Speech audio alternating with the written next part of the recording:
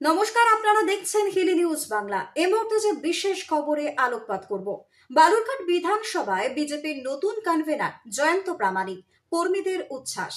দক্ষিণ দিনাজপুর জেলা বিজেপির অন্যতম সহ সভাপতি জয়ন্ত প্রামাণিককে বালুরঘাট বিধানসভা কেন্দ্রের কনভেনার হিসেবে নিযুক্ত করায় খুশির হাওয়া ছড়িয়েছে দলীয় কর্মী এবং সমর্থকদের মধ্যে।